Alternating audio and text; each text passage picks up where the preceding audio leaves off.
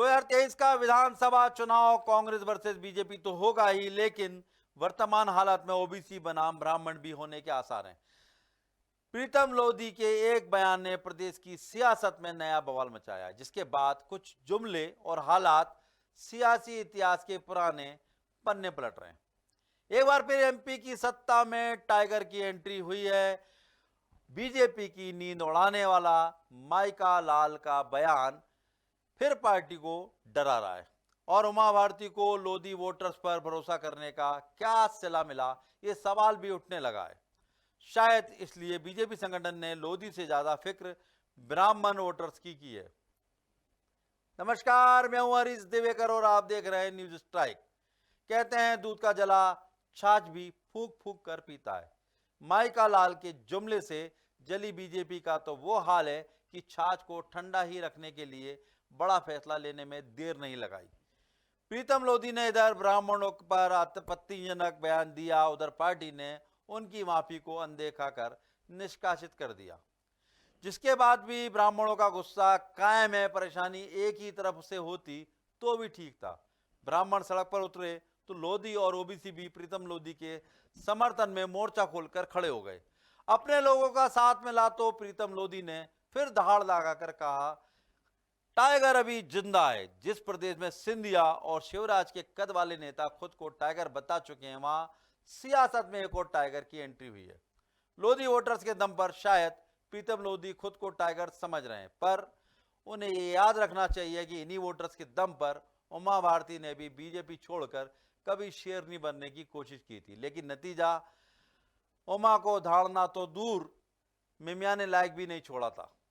क्या इसलिए BJP Lodhi voter से ज्यादा ब्राह्मण मतदाताओं की फिक्र कर रही है? 2018 के विधानसभा चुनाव से पहले माइका लाल वाला जुमला सियासी फिजाओं में बहुत गूंजा। चंबल में जाकर सीएम शिवराज सिंह चौहान ने जिस बुलंदी के साथ कहा था कि कोई माइका लाल आरक्षण खत्म नहीं कर सकता, उसी तेजी के साथ पलटते हुए चंबल के दूसरे वर्ग के वोटर्स ने बीजेपी को धूल चटा दी थी। वो जख्म बीजेपी अब भी भूली नहीं है शायद, जिसके चलते प्रीतम लोधी के ब्राह्मणों पर आपत्तिजनक बयान के बाद लोधी को पहले फटकार लगाई, फिर माफी मांगने की सलाह दी, उसके बाद पार्टी से निष्कासित कर दिया। इस पूरे घटनाक्रम के बावजूद ब्राह्मणों की नाराजगी लोधी को लेकर कम नहीं हुई। हालांकि बीजेपी को शायद ब्राह्मण वोटर्स बख्श भी दे, लेकिन प्रीतम लोधी उनके निशाने पर बने रहे। बागेश्वर धाम के कथावाचक धीरेन्द्र शास्त्री ने एक कथा के दौरान प्रीतम लोधी का जिक्र किया। कहा, अगर ब्राह्मण और व्यास नहीं होते तो कोई अपने पिता को नहीं पहचान पाता और पूरा संसार भगवान राम और कृष्ण के बारे में नहीं जान पाता। इसके बाद प्रीतम लोधी को कुछ अपशब्द कहे और आखिर में मिलने पर मसल देने की धमकी भी दे डाली। अगर कथा व्यास नहीं होते, ब्राह्मण नहीं होते, ब्राह्मण वो पद्धति है। हम जातिवादी बात नहीं कर रहे हैं, ना हम जातिवाद फैलाना चाहते, बुरा मत मानना। इस वीडियो के माध्यम से निवेदन भी है कि हिंसा पे मत उतरना और जातिवाद पर हमारी बात को मत ले जाना। हम सिर्फ इतना कहना चाहते, कथावाचकों की जरूरत है, ब्राह्मणों की जरूरत है, ताकि आने वाली तुम्हारी पीढ़ी राम के बारे में जान पाए।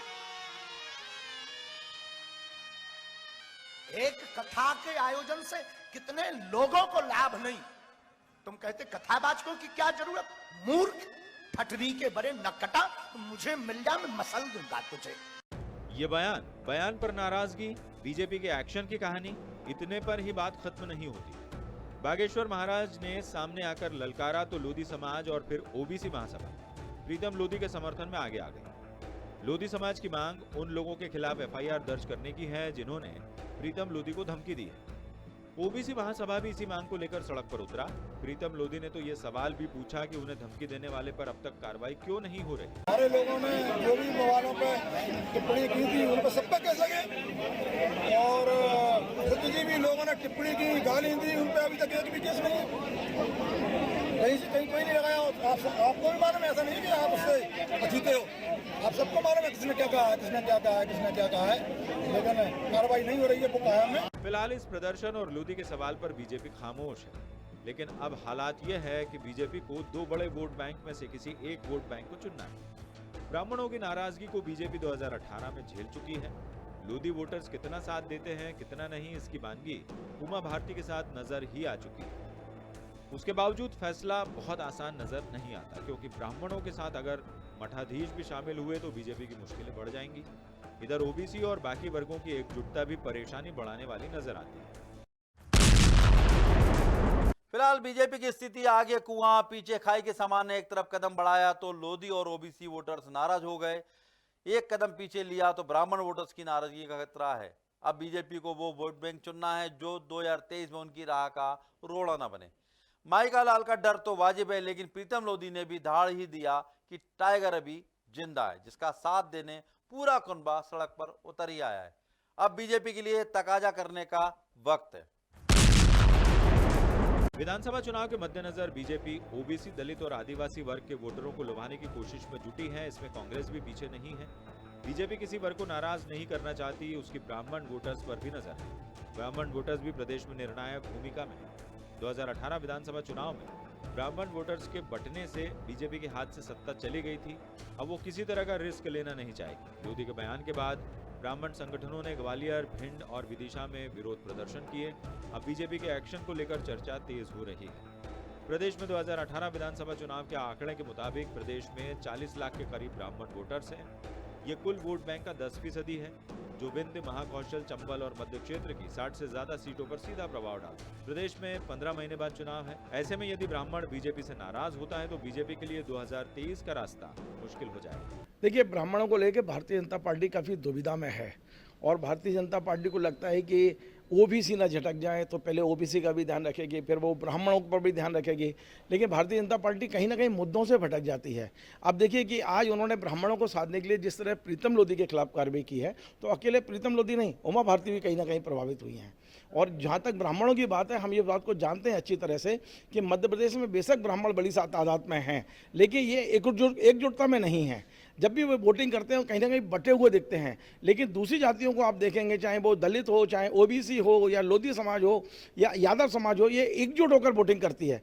तो भारतीय जनता पार्टी को ये सोचना होगा कि ऐसा ना हो कि ब्राह्मणों को साधने के चक्कर में ओबीसी का एक बड़ा धड़ा उससे दूर हो जाए। ब्राह्मण वोटर्स को रिझाने के लिए बीजेपी ने तेजी में फैसला तो ले लिया, लेकिन अब ओबीसी महासभा और लोधी वोटर सड़क पर आ गए हैं। इस वर्ग की ताकत को कम आंकना भी मुश्किल साबित हो सकता है। हाल ही में हुए नगरीय निकाय चुनाव से मध्य प्रदेश पिछड़ा वर्ग आयोग ने ओबीसी मतदाताओं की संख्या के आधार पर रिपोर्ट तैयार की, जिसके मुताबिक 20 जिलों में 50% से ज्यादा ओबीसी वोटर्स हैं। इसमें से आधे जिले तो ऐसे हैं जहां संख्या 70 से 80% तक है। लोधी समाज के कार्यकारी अध्यक्ष महेश नरवरिया ने एक वेबसाइट को दिए इंटरव्यू में दावा किया है कि प्रदेश में 9% के करीब लोधी वोट बैंक है और करीब 65 विधानसभा है, जिसमें ज्यादातर बुंदेलखंड इलाके में है, जहां इस वोट से हार और जीत तय होती है। बुंदेलखंड के बाद ग्वालियर, चंबल इलाके में ये समाज सियासत करने की स्थिति में है। लोकसभा सीटों की बात करें तो 29 में से 13 लोकसभा सीटों पर लोधी वोट निर्णायक है, जिनमें बालाघाट, सागर, खजुराहो, दमोह, विदिशा और होशंगाबाद प्रमुख हैं। लोधी समाज का इतना दमखम है तो बीजेपी क्या एक बार फिर अपने फैसले पर गौर करेगी? निश्चित तौर पर इस बात को देखना होगा कि मध्य प्रदेश में ब्राह्मण समाज एकजुट हो ना हो, लेकिन लोधी समाज एकजुट है। लोधी समाज भी मध्य प्रदेश की कम से कम 10 से 12 सीटों पर प्रभावशाली है। आप देखेंगे कि प्रीतम लोधी के भारतीय जनता पार्टी के निकलने के बाद जिस तरह का ग्वालियर में उनका स्वागत हुआ, जिस तरह का उन्होंने पिछोर में प्रदर्शन किया है, लोधी समाज एकजुट हो रहा है। और अकेला लोधी समाज नहीं हो रहा है, लोधी समाज के साथ साथ में ओबीसी भी कहीं ना कहीं वो उसको प्रभावित करने की कोशिश कर रहे हैं। ये वही वोट बैंक है जिसके भरोसे उमा भारती ने बीजेपी से बगावत कर भारतीय जनशक्ति पार्टी बना ली थी, लेकिन 2008 के विधानसभा चुनाव में उमा भारती टीकमगढ़ में अपनी साख भी नहीं बचा सकी थी। अब संयोग है कि उमा के करीबी प्रीतम लोधी उसी वोट बैंक के दम पर शक्ति प्रदर्शन कर रहे हैं। और इसी से जुड़ा हमारा आज का सवाल है कि प्रीतम लोधी का ओबीसी कार्ड क्या 2023 विधानसभा चुनाव में बीजेपी को नुकसान पहुंचाएगा? आपके पास 3 ऑप्शन है। पहला ऑप्शन है हाँ, दूसरा है नहीं और तीसरा ऑप्शन है कह नहीं सकते। ये सवाल हमारे सोशल मीडिया प्लेटफॉर्म्स पर मौजूद है, आप अपनी राय जरूर दें। पिछली बार न्यूज स्ट्राइक में हमने आपसे सवाल पूछा था कि क्या मिशन 2023 से पहले बीजेपी कांग्रेस बड़ा बदलाव करेंगी। इस सवाल के जवाब में 66% लोगों ने कहा कि जिला अध्यक्षों पर गाज गिरेगी, 10% ने कहा कि बड़ा बदलाव नहीं होगा और 24% बोले कि कह नहीं सकते। प्रीतम लोधी को यह समझना होगा कि भीड़ जुटाकर शक्ति प्रदर्शन करना एक बात है और उस भीड़ को वोट में तब्दील कर पाना अलग बात है। हालांकि सियासत का ऊंट कब किसकी इस तरफ करवट लेता है, ये कभी कहा नहीं जा सकता। उमा भारती की बगावत 2008 में थी और ये 2022 है, जब जंग आमने सामने के साथ साथ सोशल मीडिया पर हो रही है। सोशल मीडिया पर ब्राह्मण और लोधियों के बीच जंग छिड़ी हुई है। इसका असर प्रीतम लोधी पर जो होगा सो होगा, पर नफा या नुकसान बीजेपी के खाते में ही जाएगा। माइका लाल से बचने की कोशिश में जुटी बीजेपी एक और सियासी इम्तिहान से गुजर रही है, जिसे पास करने के लिए एक एक वोट के अंक का आकलन जरूरी हो गया। नमस्कार।